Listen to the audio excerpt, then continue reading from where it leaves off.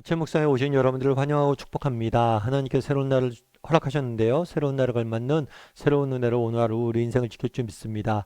오늘은 흠없는 자녀가 되라 라는 제목을 가지고 빌립보서 2장 15절부터 16절까지 말씀을 좀 살펴봤으면 좋겠습니다. 15절과 16절 말씀 같이 한번 읽어볼까요?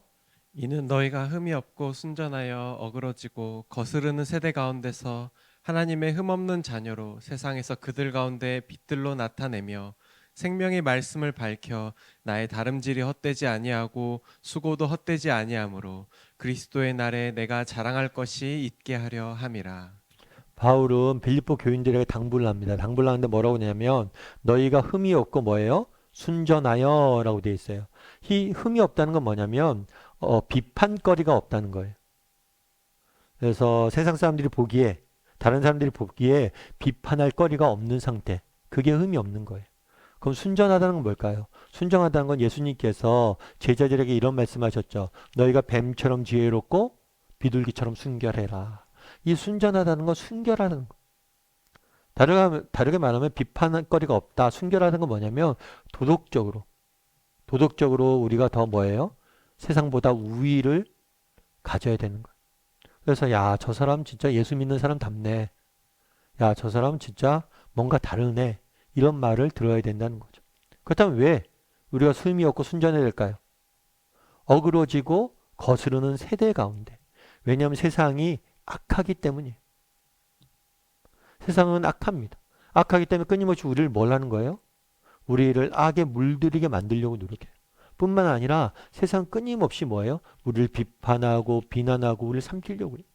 그러니까 너희가 이 악한 세상 속에 살아가기 때문에 뭐예요? 더욱더 순결해져야 된다. 도덕적으로 타락하고 도덕적으로 무너지는 이 세대를 살아가기 때문에 정말 더 너희가 도덕적으로 구별되어져야 된다는 것. 그래야지만 뭘 할 수 있어요? 너희가 빛을 나타내고 생명의 말씀으로 그들을 인도할 수 있다는 거죠. 오늘날 그리스도인들이 많이 받는 비판 중에 하나는 뭐냐면 너나 나나 똑같다는 거예요. 아, 믿는 사람이 믿지 않는 사람이 똑같네. 이런 얘기를 굉장히 많이 듣습니다. 그러다 보니까 우리가 무슨 얘기를 해도 야, 너나 잘 살아. 내가 보기에 너나 나나 뭐 똑같은데 무슨 얘기를 해. 예술 믿는다고 믿으라고 그래. 그런 얘기를 하는 거죠. 그렇다면 여러분 어떻게 생각하세요? 정말 그리스도인들이나 믿지 않는 사람들 똑같을까요? 저는 그렇다고 생각하지 않아요. 우리 믿는 사람들이 그래도 믿지 않는 사람보다는 나아요. 좀 더 나아요. 그럼 왜 이런 비판을 받을까요? 조지 바나라는 연구소가 있어요. 리서치 회사가 있어요.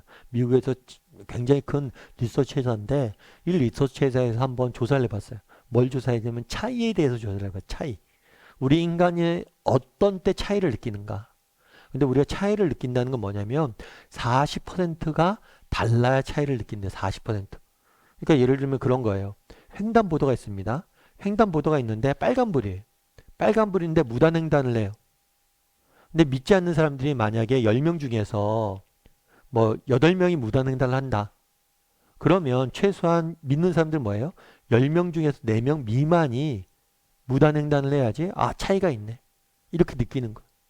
그런데 우리나라 믿는 사람들이 뭐예요? 10명 중에서 6, 7명. 그러니까 지금 차이가 40% 차이가 나야지 차이를 느끼는데 아직 그 차이가 적다는 거예요. 그래서 2, 30%밖에 차이가 안 난다는 거예요. 믿지 않는 사람보다 믿는 사람들이 도덕적으로 더 낫습니다. 그런데 차이가 느껴질 정도로 그렇게 많이 낮지 않다는 거예요. 그래서 우리가 좀 더 노력해야 되는 거예요. 그래서 우리가 이 차이를 느껴질 때 뭐라는 거예요? 우리는 세상 속에서 영향력을 미치고 빛으로 우리는 살 수 있게 되는 거예요. 제가 아는 집사님 한 분이 계세요. 이 집사님 같은 경우에는 대기업의 인사팀에 있습니다. 인사팀에서 이제 사람들을 신입사람들 뽑고 그들을 훈련시키고 그래서 이제 적재 부서에 이렇게 옮기고 그들이 정말 부서 사역을 잘할 수 있도록 부서의 일들을 잘할 수 있도록 돕는 역할들을 하는 거겠죠. 근데 인사팀에 있으면서 인사까지 있을 때 제일 힘든 게 뭐냐면 그거라고 그래요. 사람들한테 해고 통보할 때. 뭐 임원들 같은 경우에도 임원이 임시직이니까 뭐 2년이나 임원 임기 끝내면 재계약할지 해고가 될지 이야기하잖아요. 근데 그때가 제일 힘들다 그런 거예요. 아, 이번이 마지막일 것 같습니다. 재계약을 못할 것 같습니다. 그렇겠죠. 아무래도 제일 힘들다고 그러죠.